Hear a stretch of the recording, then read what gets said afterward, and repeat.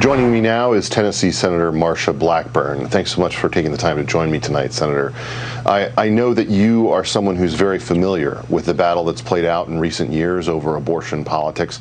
You've been a key member of the Senate during multiple judicial classes. Why are you and so many other pro-life women feeling optimistic in this moment about the potential for a really life-changing and generation-altering reaction by the court to some of the cases that we see moving forward? Yeah, Ben, thank you so much. You know, one of the things that we are seeing this time around is that science is on our side. And of course, the Mississippi case is the biggest case that has gone to the Supreme Court in 30 years. And what it would do is move forward that date, looking at viability, challenging that constitutional right. I think that Mississippi is well prepared for this case, and science is on our side. When you look at when a baby can feel pain, when you approach, when you can hear the heartbeat of an unborn child. So yes, indeed, we are optimistic. You know, I know that this is going to be a challenge in terms of arguing this case and proceeding forward, and I know that you're friends with the Attorney General of Mississippi. Tell us a little bit about the approach that they're taking.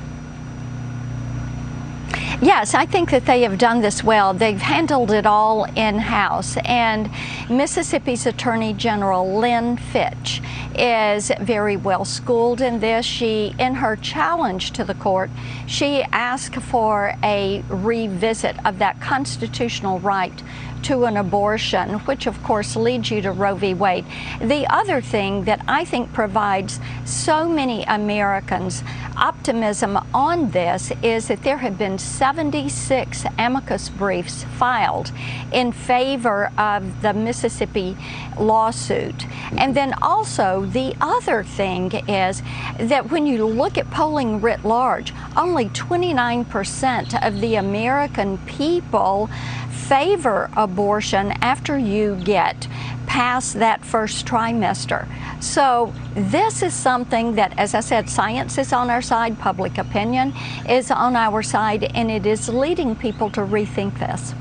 One of the things that's been so astonishing that's played out in America over the last couple of decades is the total cultural shift on this issue into a monopartisan affair. It seems like every pro-life Democrat or Democrat who had any kind of moderation on this issue has been driven out of the party, and we saw just this week the Hyde Amendment being a major issue and part of the negotiations over infrastructure and reconciliation and the like.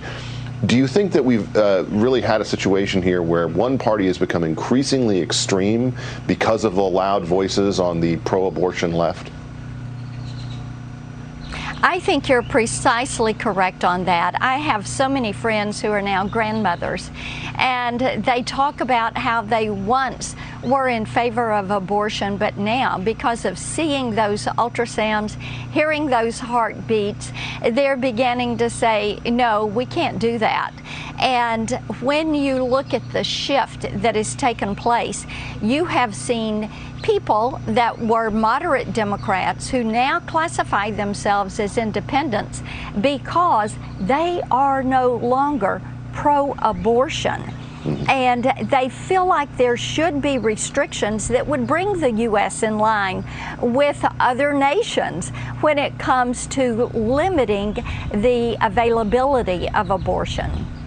You know, Senator, this is one of those issues where it's taken a lot of women a lot of time in terms of their efforts in politics to stand up on this issue, to push forward in the courts, and to make their voices heard. The media likes to pretend that pro-life women don't exist, but you're one of the examples that has been critical to this fight. Thank you, Senator.